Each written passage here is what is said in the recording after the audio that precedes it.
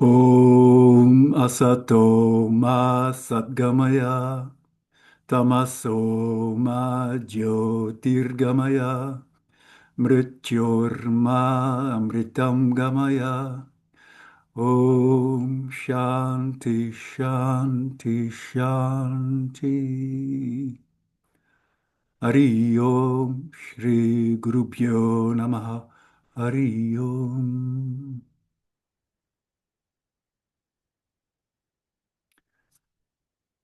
which is a nice extra for a mantra. We probably know this extension. Hari, Hari Om. Om, the truth expressed or in honor to, well, God, Hari. Usually, Hari is a name for the god Vishnu, or its avatar Krishna. But Hari has a very interesting source etymology because it comes from re, H, re. It's a vowel. And it means taking away. So God takes away our sorrows, our worries, maybe even Christianity, our sins. But in this case, in the really Upanishad meaning, of course, it means the one who takes away ignorance. And that's a deep meaning also of this word Hari. Um, then there is Shri Gurubhyo Namaha. Namaha is we greet, we respect, we honor, we bow to. Shri, the glory, or the respectful one. Shri, that which is always shining.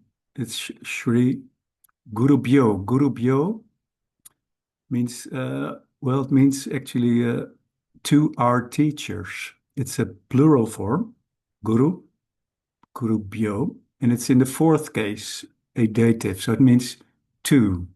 So we bow to the gurus who are like Shri, who are like the light, who are like God.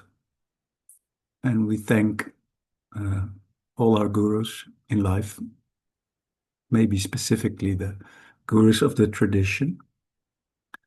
And then again, Hari Om. So that's a beautiful little mantra. Well, today we're going to write a lot. I get nice response from the writing part, and we want to complete the alphabet, no, the next lesson. So we have to work a bit on that. So it might be we have to learn some new letters, and don't panic if it's a bit too much. It's just we have to get through them, and then we can start practicing. We don't have to know them immediately, of course.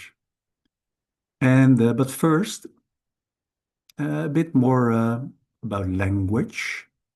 We're gonna talk about a new case. And in this, the examples are very interesting with this case because it again shows how beautifully language expresses truth and spirituality, but it also shows how language is coming short, how it cannot, of course, really express truth, which is unexpressible. So let's see how it works. It's the case is the fifth case. It's also called ablative, but it's the fifth case, and it expresses uh, a source or coming from. And of course, it has specific endings. So in a spiritual way, in a non-dual way, it expresses It's much used in Vedantic language, in mantras, in scripture, because it expresses that, well, everything comes from, well, the self, comes from Brahman, comes from Ishvara. So, therefore, this case is used to express that. Like, well, I call this lesson the source. But in a more relative way, it's also used as coming from here to there. Uh, from, so the little, how's it called? This little word from expresses it actually. Uh, going from this state to that state, going from this emotion to that emotion. So that's the fifth case. Now let's see how that looks like with in Sanskrit.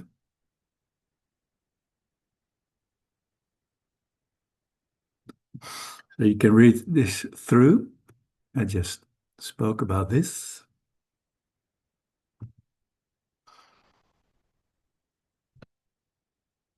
Okay, let's start with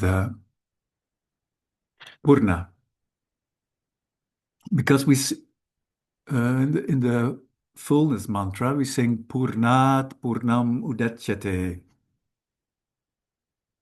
Purnat Purnam Udachyate. And it means from, out of fullness comes fullness.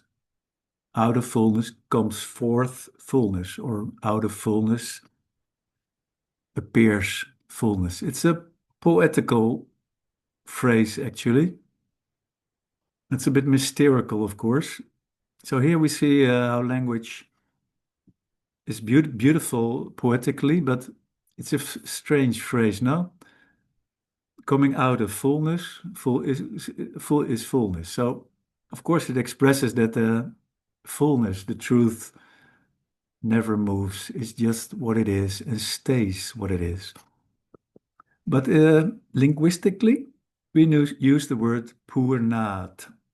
What does it mean? The ending of the ablative of the fifth case is ata, at. See? And that is with words ending in a.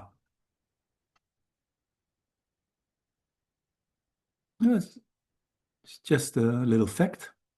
From fullness, purnat, comes forth, ut achyate. What comes forth? Purnam, fullness. Here is it is stated in the second case, and therefore the M. So now we can concretely understand and read this little sentence. Well, this case is also used with other words ending in a. For example, Ishvarat, from Ishvara, Jagat, the world, Agachati, which means comes. So this is interesting. We learned Gachati is he, she, it goes. But if it puts before, it becomes, it turns a bit the meaning, and it doesn't mean going, but it means coming. Agam. See? So he, she, it comes means agachati. So again, here we have Ishvarat, from Ishvara, comes agachati, Jagat, the world. And a little sandhi here. Jagat, the stem form of Jagat is with a T, a ta. But because of sound rules, sound laws, the T appears as a da here. And that is because this ah is voiced. But we had this rule somewhere. Maybe you forgot it, but there's a bit of sandhi going on here. Well, let's see what we have more. Okay. So I just said before verbs lends a twist to the meaning. Going becomes coming. But before nouns, acts more like a preposition or a prefix. Maybe prefix is a better word, prefix, that adds emphasis.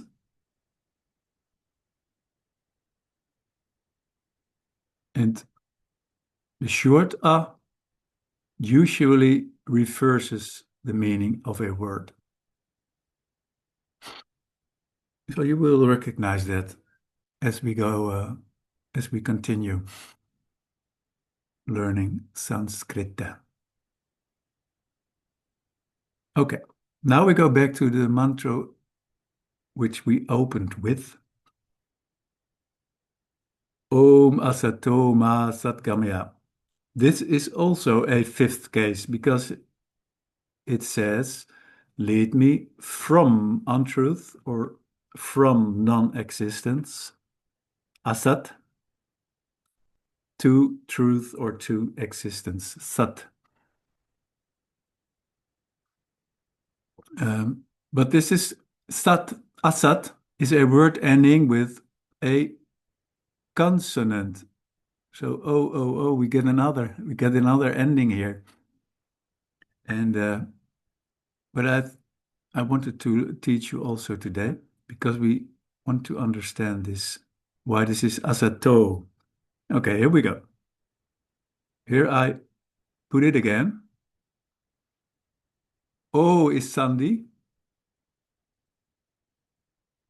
but O stands actually for something, for some other letters, because O is a sandhi form, because this is a voiced letter, remember? So who knows what is originally here before it became sandhi?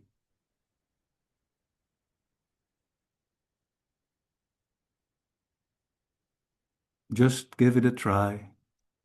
Doesn't matter if it's wrong. Is it asat? Just this? You mean that just this? No. Well, I'll give you a hint. It has to be with a visarga, remember?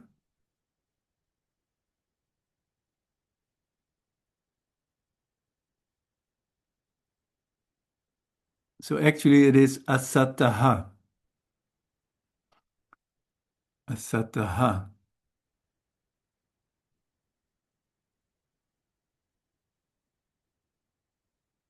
Like this. And also lead me from darkness, tamas, to light, jyotir. Same thing.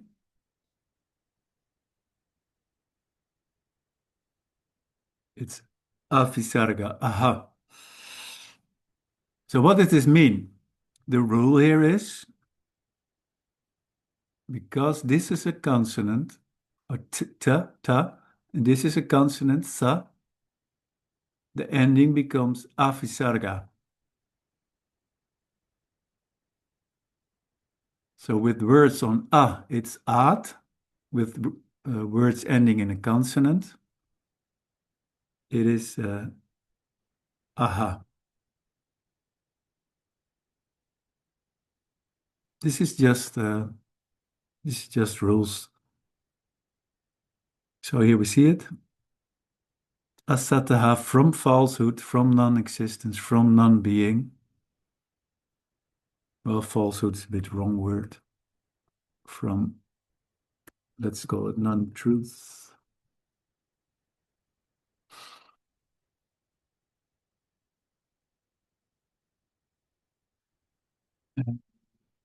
Okay.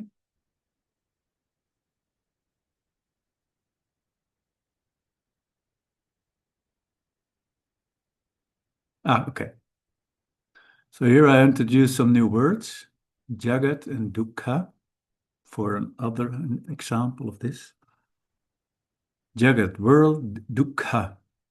It's nice to express a little bit. Dukkha, Dukkha. We're gonna make a new example here. Same thing. Okay. I see what I wanted to explain. Um, with words ending in a consonant, the sixth case is the same actually. And the sixth case expressed possession or ownership, remember? So with words ending in a, it was asya, but with words ending in a consonant, it's also a, visarga. You can study this a bit at home. So the example is suffering is of the world, jagataha, jagataha dukkam,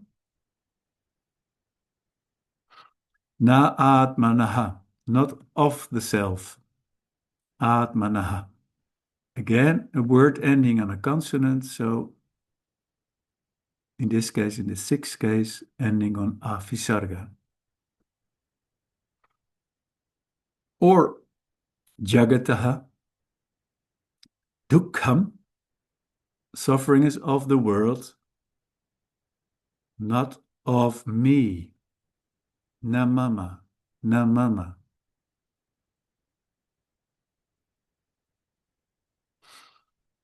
Mama is also of me. It's the sixth case of the stem mat, which means I or me. So I'll show you this.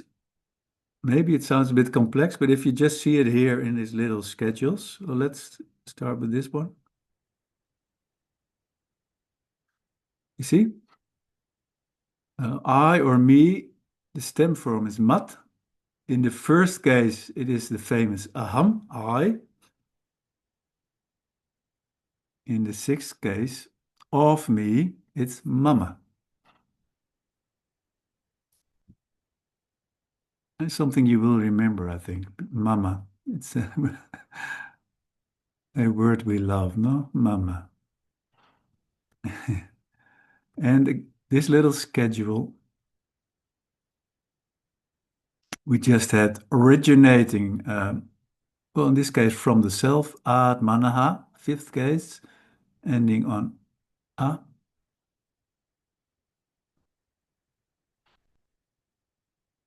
And the sixth case same has the same ending. In this case, brahmana, brahmana, brahmana, of Brahman, of Brahman,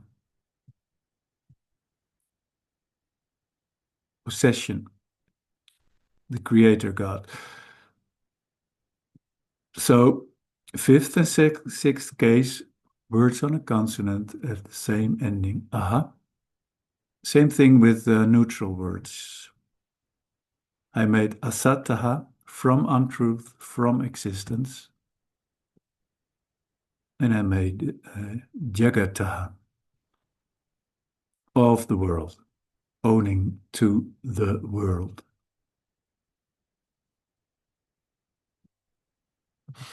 So why did I put this little stress here, this emphasis? Maybe you noticed before, is it here? Yes. If we put the stress on the first syllable, it's Brahman. Brahman. That's the word for the absolute free, non-dual, pure consciousness, the truth. If we put the stress on the second syllable, that's a way to express the creator God, that aspect of Ishvara called the creator. Brahman, Brahman, Brahman is the absolute, Brahman is the creator God. I think this is a nice little fact to know. So I hope and I think that will be it for the theory today. Are there any questions about this?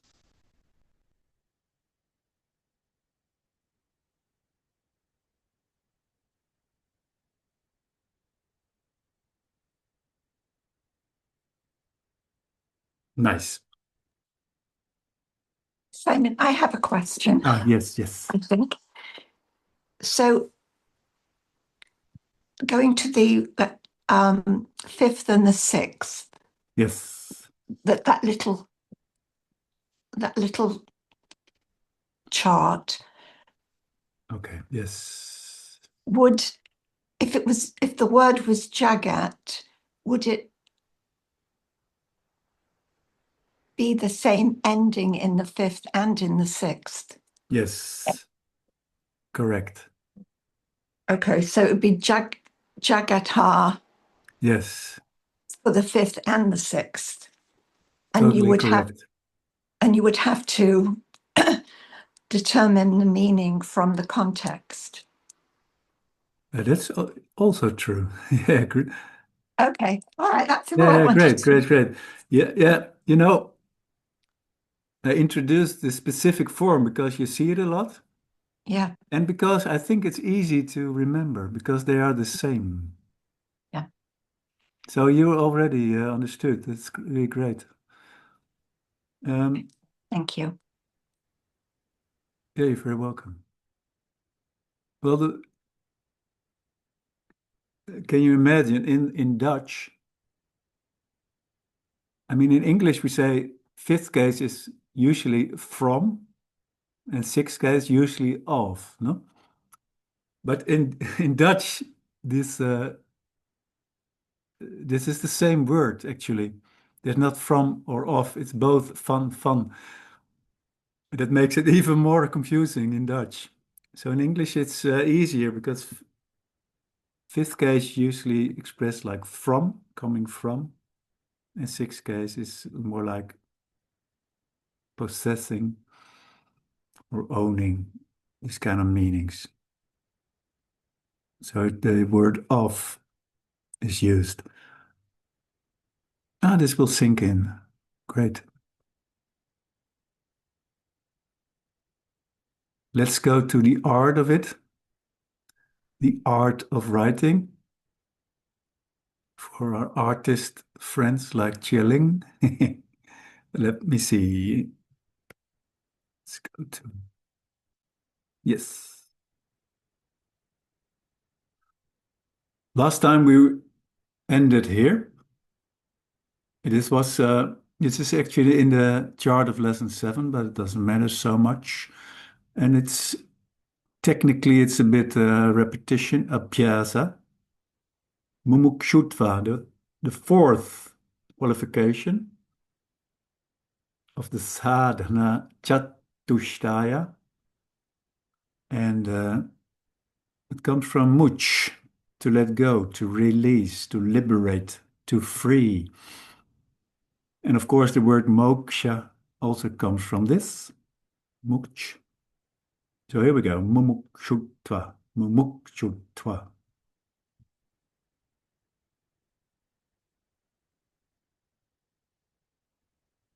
This is a ma, but we want mu. So we have to make the, now it says mu. And again, mu.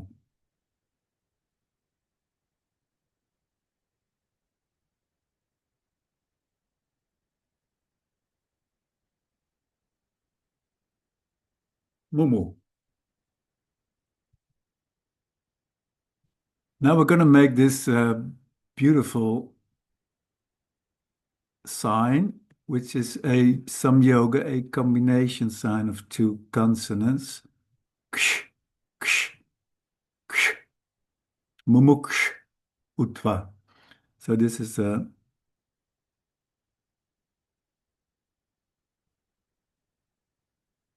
like this, remember? And this expresses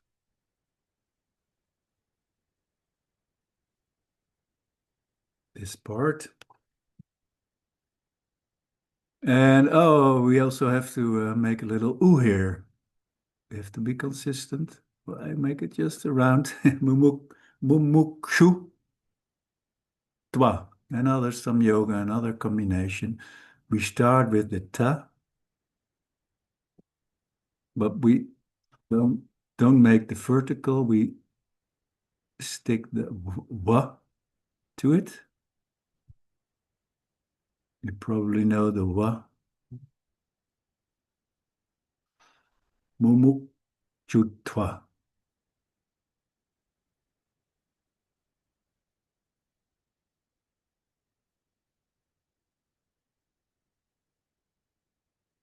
That's nice.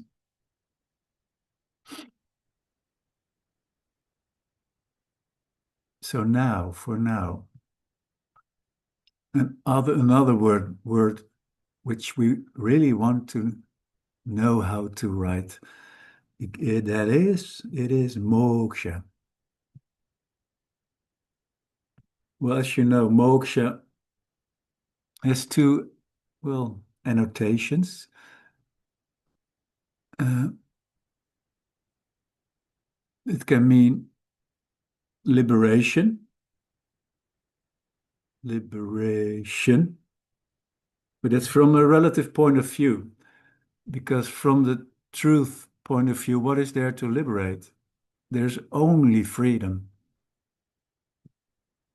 After liberation, which is a relative thing, we discover that there only ever has been freedom. So it's a little other annotation of moksha,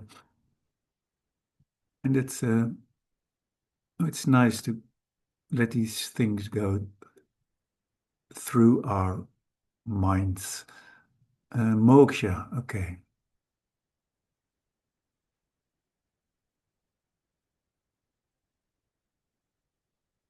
This is the ma, but we want mo, therefore we have to write o. Mo. And again, the beautiful sign. Here we go.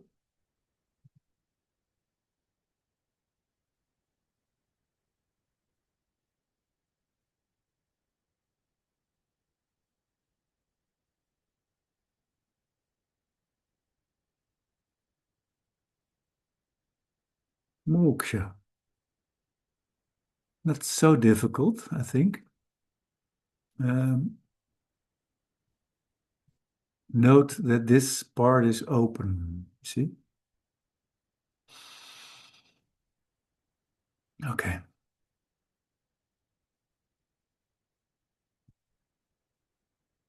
Let's see. I think I feel a bit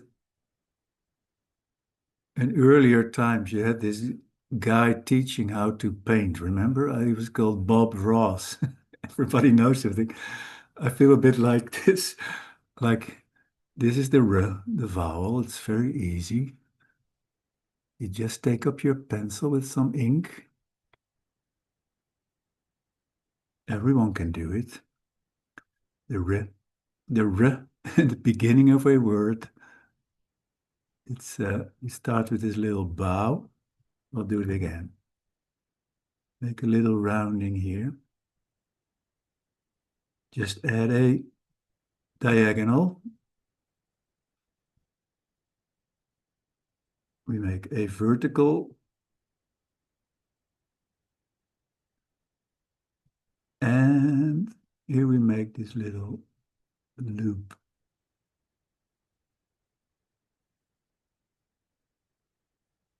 Yeah, well, it's just what it is. It does seems quite complex, I think, but this vowel r at the beginning of a word, you don't see it. You don't see it that much actually, but you do see it, for example, in Rishi. And I'm not even doubting how to write Rishi correctly in Devanagari. I will look it up maybe for next time. But uh, r, so let's do it again. R, something to recognize. Another way is maybe to make this immediately go like this and a vertical.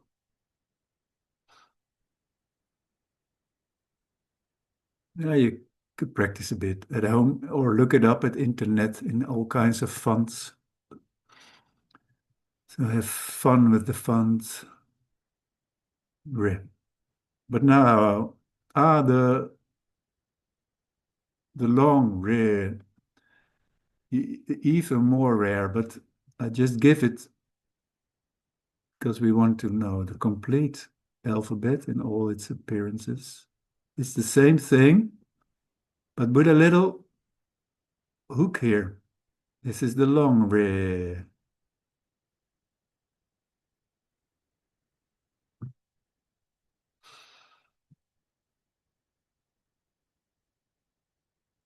This rare appears in, for example, in the root form of purna, which is per. Per is filling. Per. So here and there you see this letter, but not much actually. So now, in a word, and this is, we want to learn this really because uh, in a minute we're gonna learn how to write Krishna. So in a word is just a hook like this below a consonant. So how does that look like? Like we do kr, we make ka,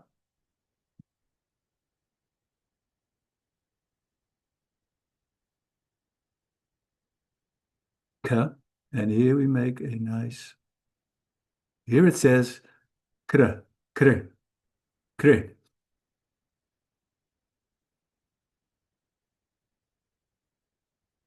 So this is the beginning of the word Krishna. Let's see. Krishna.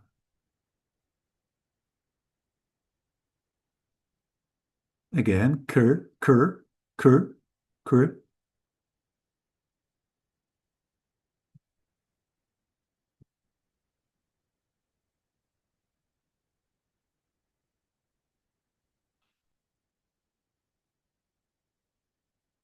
Kr, kr. Now we're going to make shna, Krishna. It's the cerebral or retroflex sa, which is sha, sha, not sha, not sa, but sha. Okay.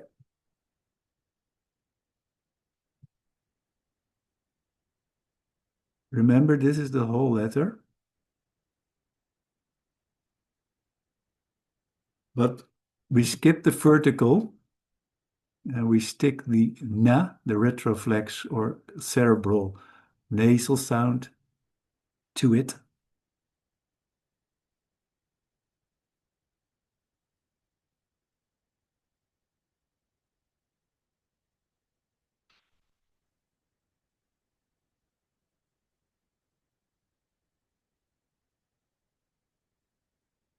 So here we have Krishna. It's this vertical is not a ah as it might look like, because the na, remember, is written like this. Krishna. Beautiful. Nice to practice at home later on. Ah, a new letter. Ja. You see it a lot in Jiva, Jagat, all these words. So how is the Ja written? It's a, well, let's see. A open form, it's turned a bit open to the left, you see? Then a little horizontal here with the vertical.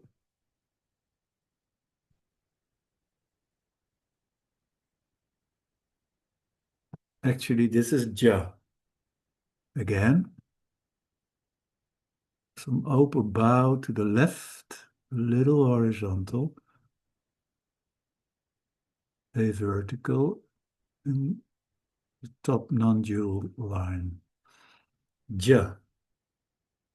Okay.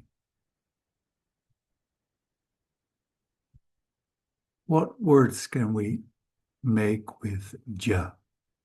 Ah, Jiva. Living creature from Jiv, to live.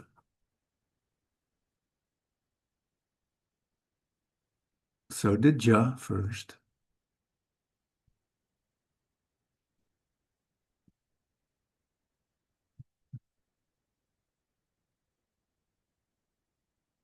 And now we make the long E. It's a vertical behind.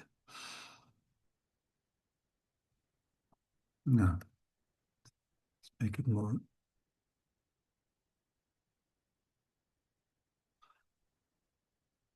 And a loop back to the letter before. G. Here it says G.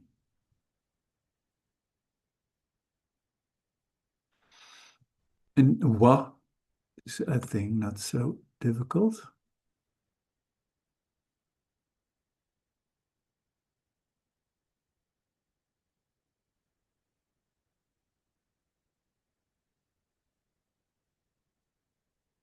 Jiva.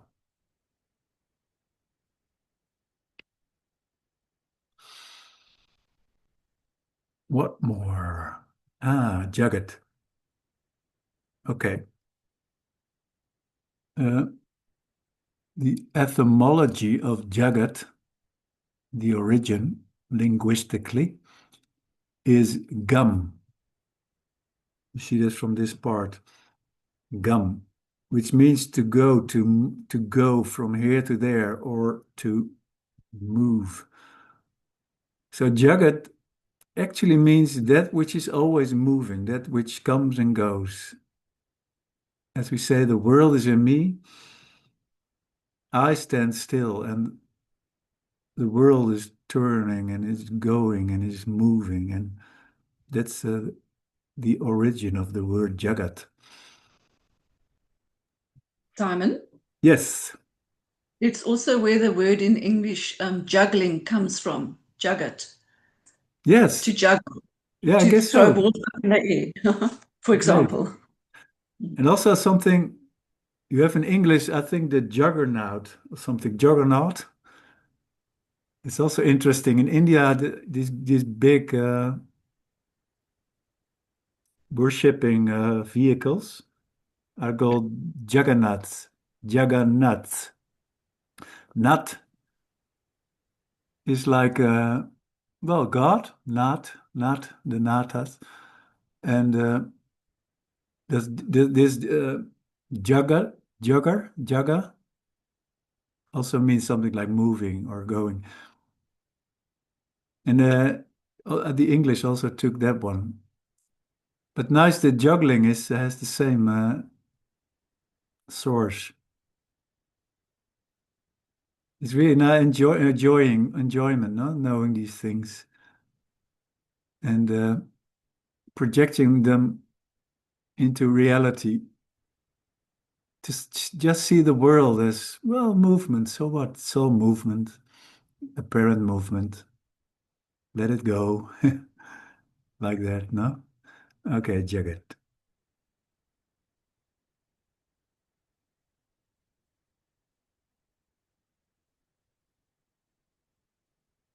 Ja. Now, remember the ga, jaga, jaga.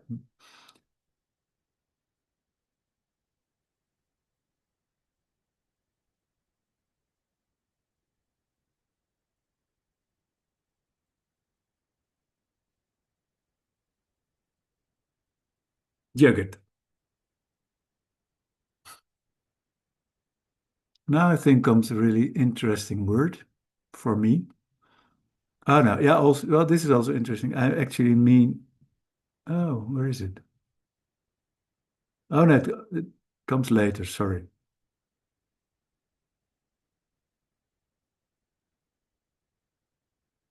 We'll see that in a minute.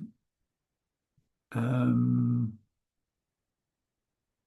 I thought it would be nice to write, because we just learned Jagat, to distinguish it from Jagrat, which in the stem form is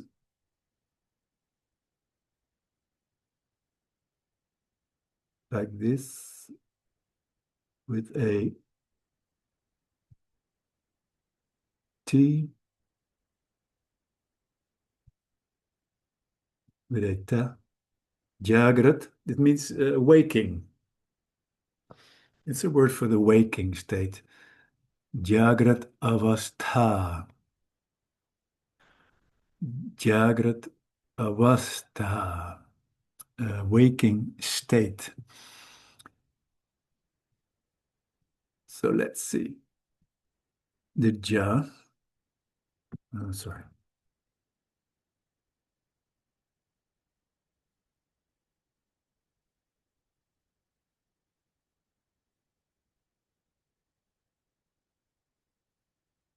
Ja.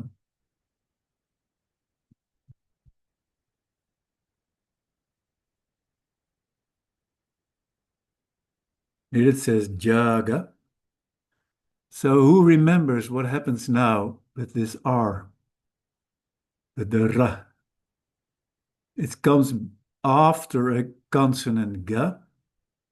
So how does this appear in script?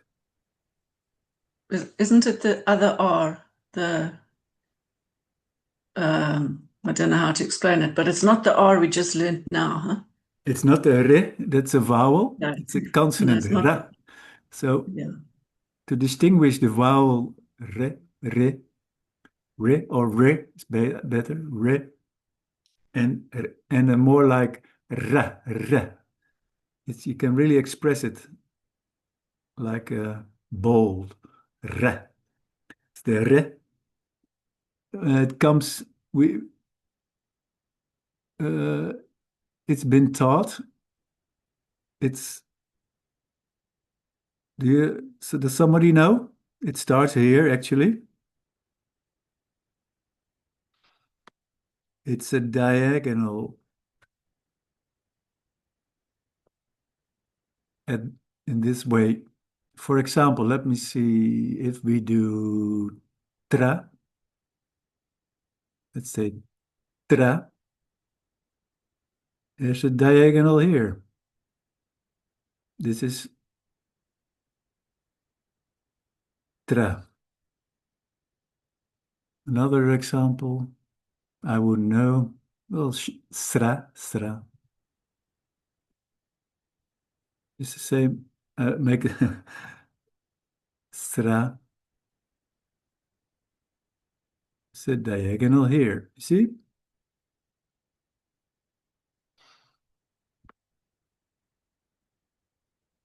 Same thing all the time. A ra after a consonant becomes this diagonal like this. So here we have jagra, jagra, and then the da.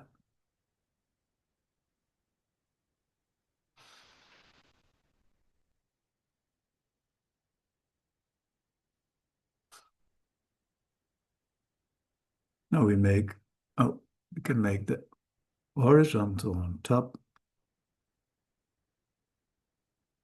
Jagrat, avastha. the a at the beginning of a word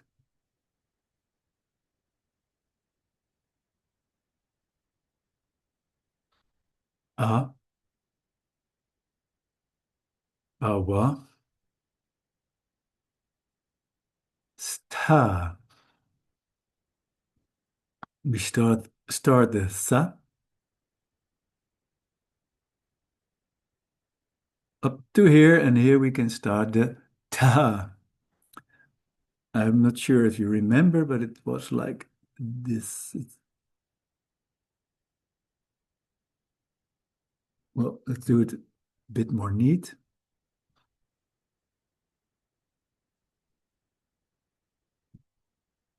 It's like this is the ta.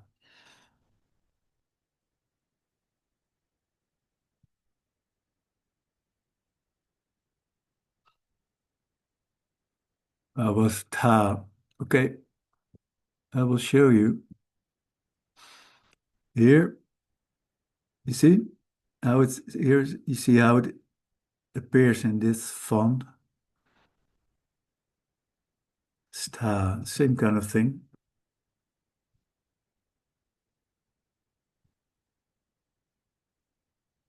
Let's continue.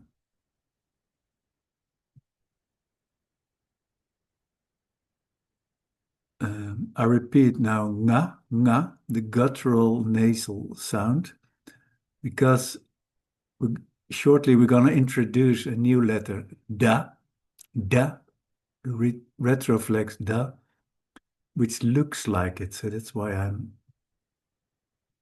repeating it here now. Nga. It was like this.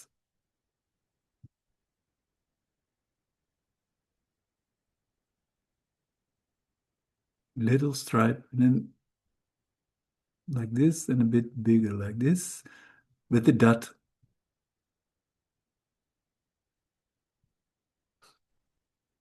This is nga. That's made sangha. Sangha.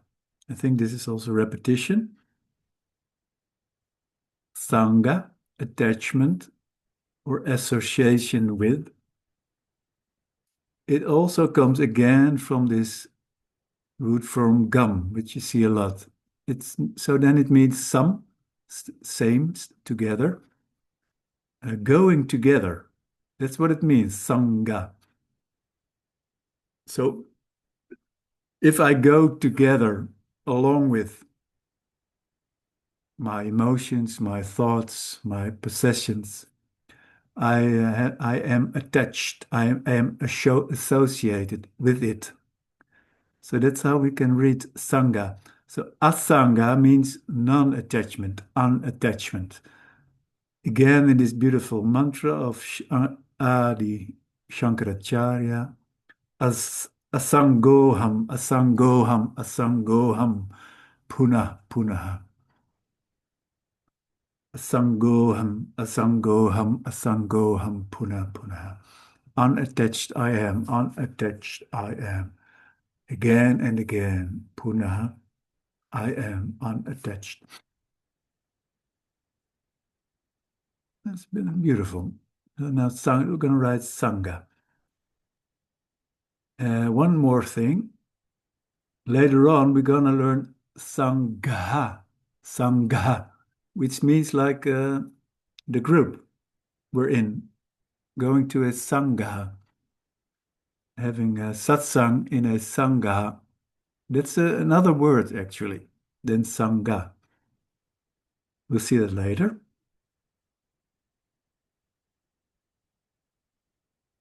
Sa.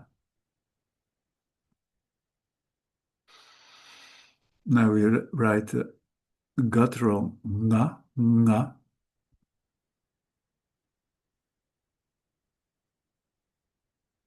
I always enjoy writing this.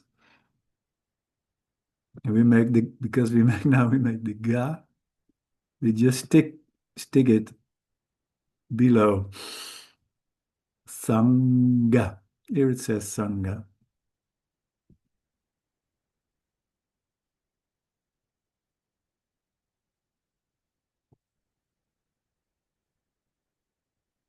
I hope you get used a bit to the logic of making these, of joining these signs. Sometimes they're put behind each other, sometimes they're put below each other. Okay, now we go to da. Really, it looks like na, na. It's just, it starts all the same.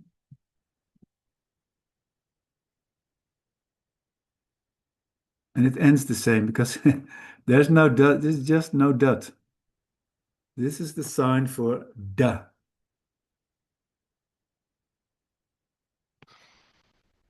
Maybe you remember it easily this way.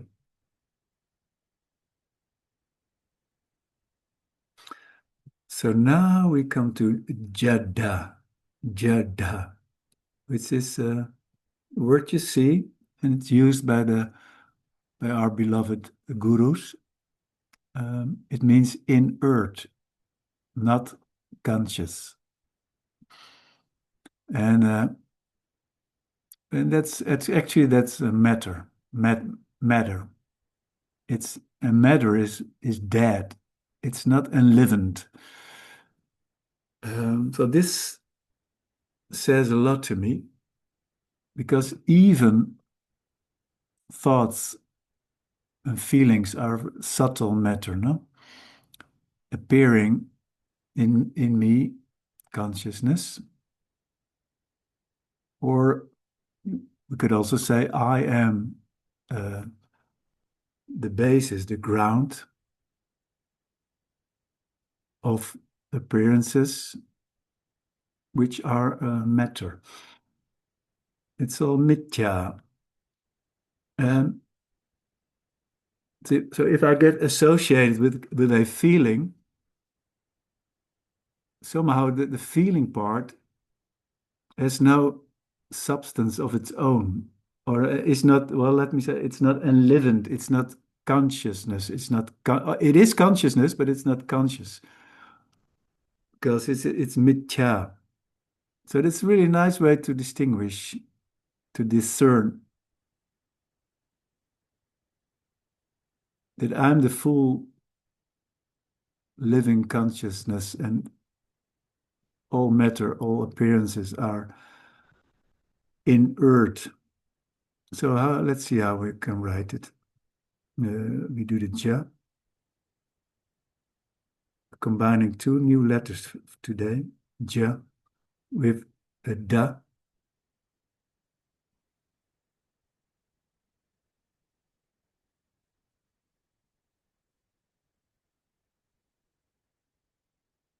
Here it says jada. I can do it a bit more smooth, I guess.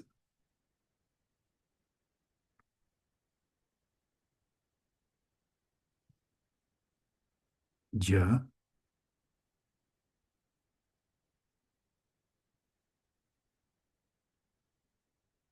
Well, okay.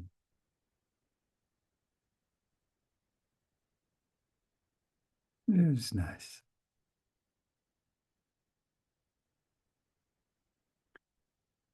Jada. Okay. Now another new sound, a nasal sound, nya, which is a palatal sound. Palatal sounds are produced in the second phase from behind in our speech organ. So we have nga, and then we have nya. Nga, and this is nya. And it's written like this.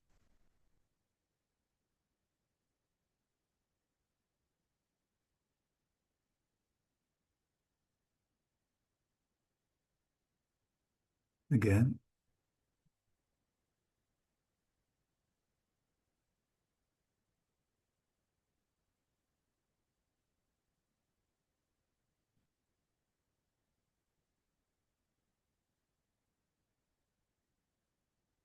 Yeah.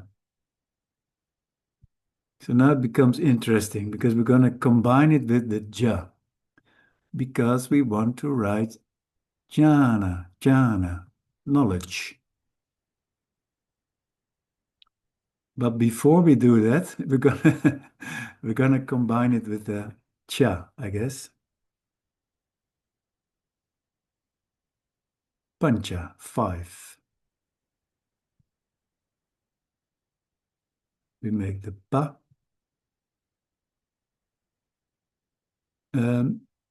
Now these two consonants are written below each other.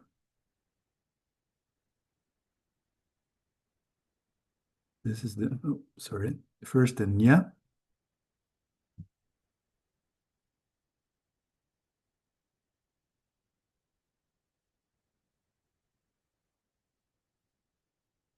And then the cha. We just put it here below. It's very easy, everyone can do it. And we make a vertical here.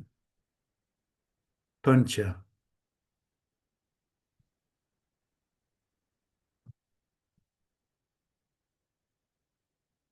I'm not sure if I made the perfect pancha. I'm sorry. Have to make some room here to put the vertical. You see also to use the space of our paper, it's really not so easy to have the orientation where to start writing. But it's a matter of practice, of course. I'll show you that I'm not just making things up. Here we have pancha, you see? Pancha. I put it like this here.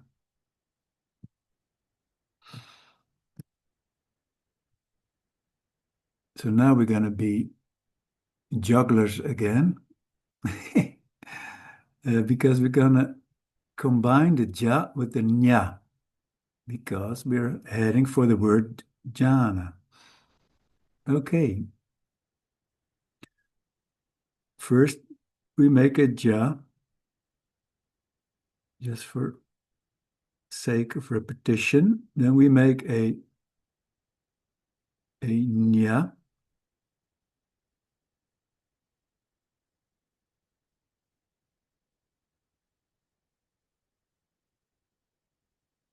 This is also a famous some yoga, which is irregular. This part, jna, jna, is written like this.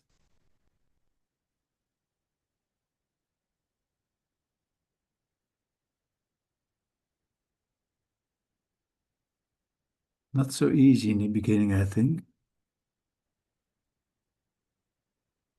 And I have to apologize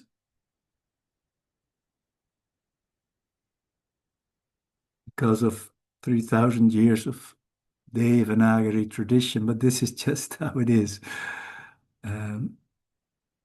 So again, it's a horizontal. Maybe make it a bit more like this, and then go like this.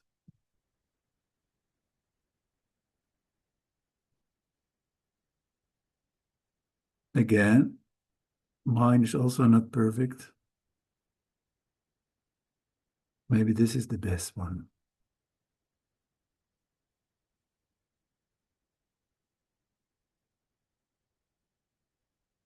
Let's see how the font makes it. You see over here?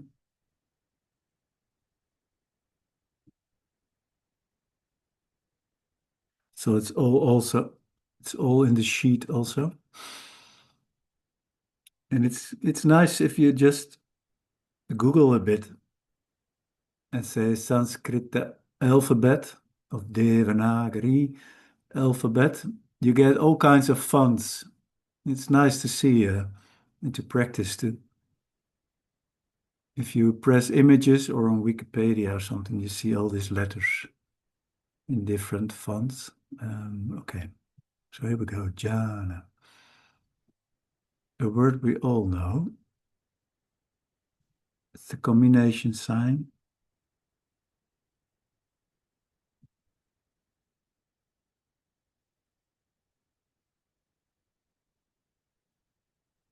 This is jna. But we want to make jna, jna. Always difficult to pronounce. Jna.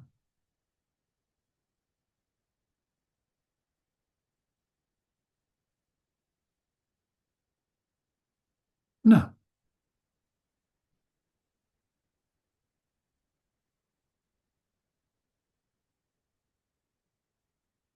Jhana, jhana. I have to admit, I'm not the perfect speaker of Sanskrit, but I'm practicing my pronunciation too. So here again, jhana.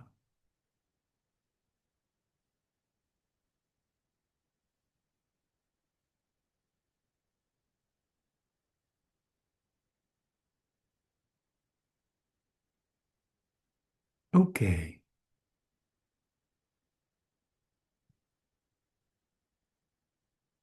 Think we're gonna 1, 2, 3. 3 more to go.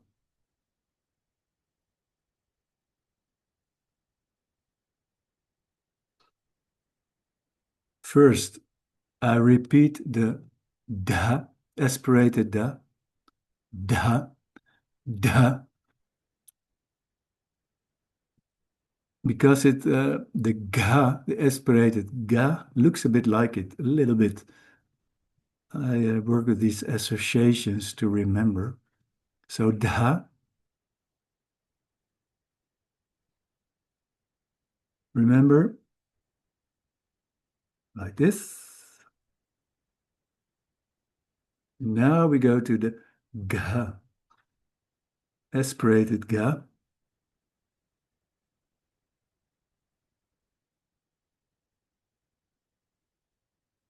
Which is written like this. It's the top is closed with the da.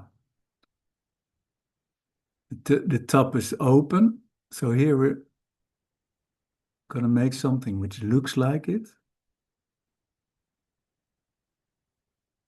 And we make another like this. And then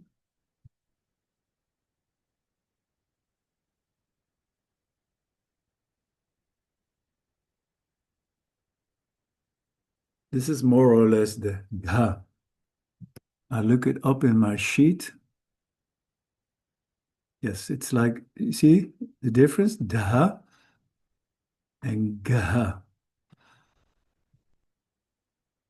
So let's try to write this even better.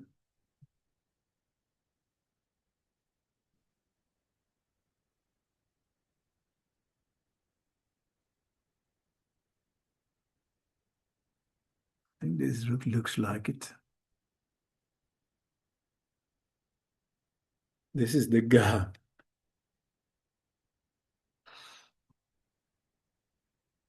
And it is used not in the word sangha, but in the word sangha. Remember I just said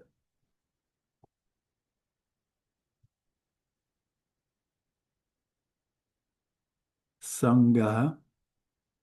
It means a group, community, a gathering. So coming together in a group to listen to the teaching, for example. And so, mind you, this is a aspirated ga, not a normal ga.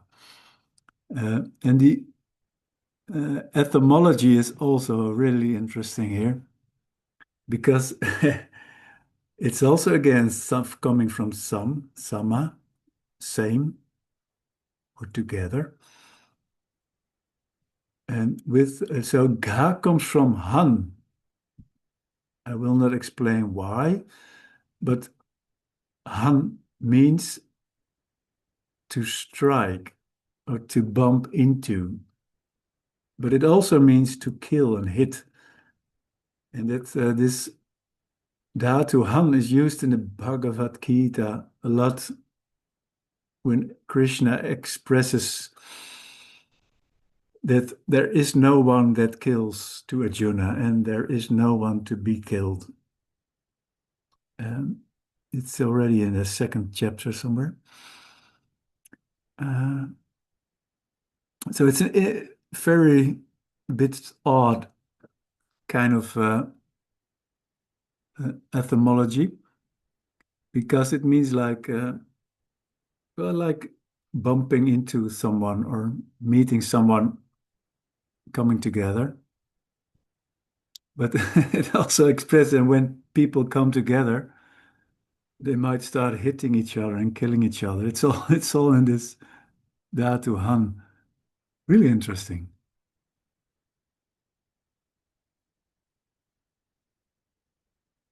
So how to write that one? It's the last for today.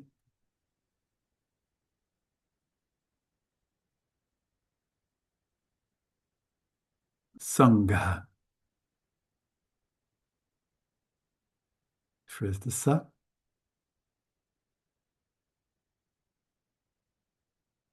Then we make the nga, the guttural nasal sound. Not too big, make it a bit small because we have to put something under, which is the ga. And how we just learned the ga. So we have to put it here under.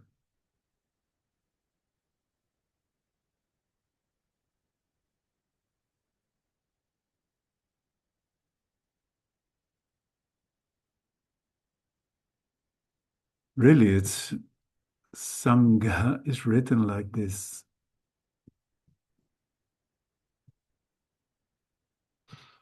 Let's verify. You see? Here it is. Sangha. Sangha.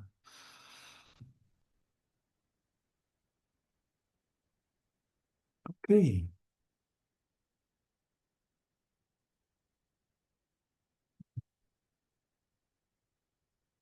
Are there any remarks or questions about the writing module of today?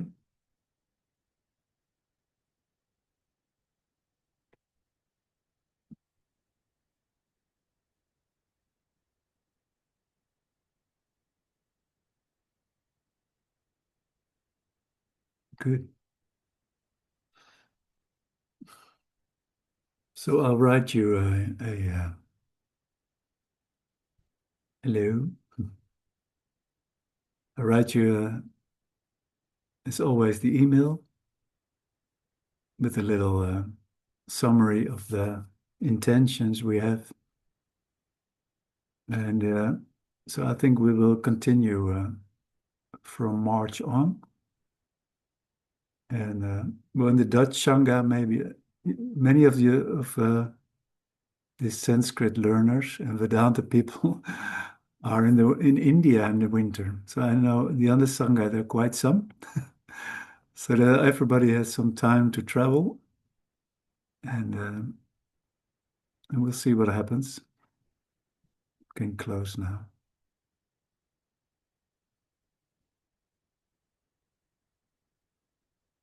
Om Purnamadav Purnamidam Purnat Purnamudachyate Purnasya Purnamadaya Purnam Eva Vashishyate.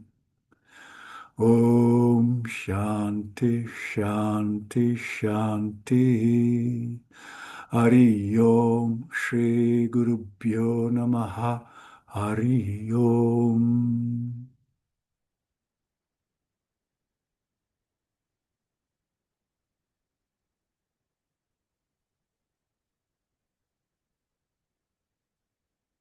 Let me see.